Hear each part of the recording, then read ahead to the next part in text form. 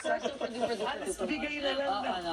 Pwede, why not? Bago niyo pa mabili. At yung po mga balitang pinantayan natin para sa inyo tuloy-tuloy ang pagpapatrol sa Kapamilya Channel, Kapamilya Online Live at A to Z. Para sa iba pang balita, mag-log on po sa abs-cbn.com.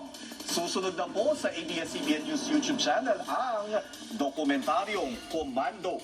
Ako po si Adrian Ayalin. Lapit na.